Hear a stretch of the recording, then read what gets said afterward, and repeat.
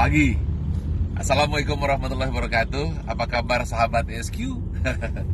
Baik, pagi ini saya lanjutkan apa yang saya sampaikan kemarin, bahwa cara untuk sukses itu masih ingat rumusnya?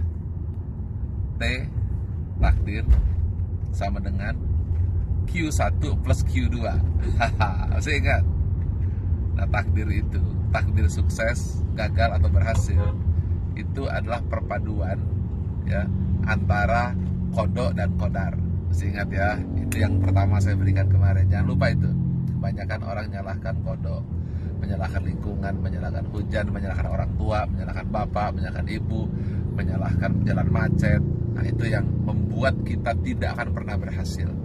Kalau Anda terus seperti ini, apapun lakukan, apapun yang Anda kerjakan, modal berapapun akan habis. Ilmu apapun tidak ada gunanya.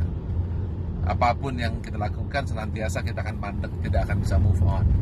Karena itu yang kedua yang harus Anda pelajari adalah kadar Anda, kadar belajar Anda, kadar sungguh-sungguh Anda.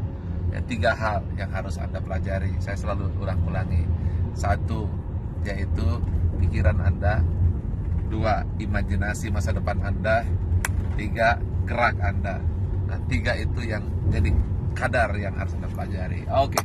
Sekarang saya lanjutkan yang kedua, yang penting membuat Anda sukses, yaitu kemampuan untuk menerima feedback. Ini penting sekali. Nah, masih ingat dulu ketika pesawat Rusia namanya apa itu? Sukhoi, ya, Sukhoi yang nabrak Gunung Salak. Masih ingat tidak? Kenapa dia nabrak Gunung Salak? Karena radarnya tidak berfungsi. Ketika radarnya tidak berfungsi, maka dia tidak tahu mana arah yang benar dan mana arah yang salah, dan akhirnya nabrak gunung dan mati semuanya, pilot dan seluruh penumpangnya.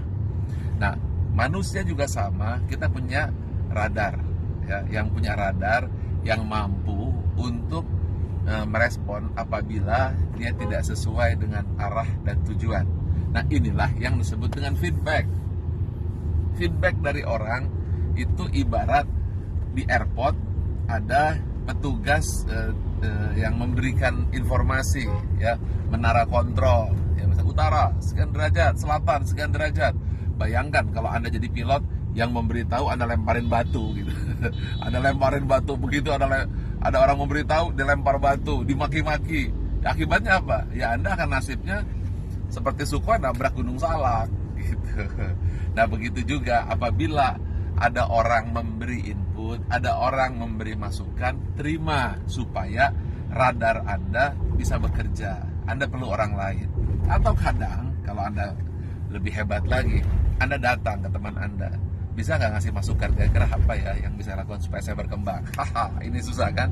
Kebanyakan kalau diberitahu langsung merengut, cemberut, mulutnya mancung kayak kukusan. Dia kan mukanya asem. Ketika itulah orang tidak mau lagi ngasih input.